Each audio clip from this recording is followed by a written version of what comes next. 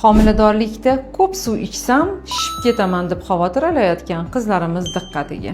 Sog'lom ona sutkasiga 2-2,5 litr suv iste'mol qilgani ma'qul.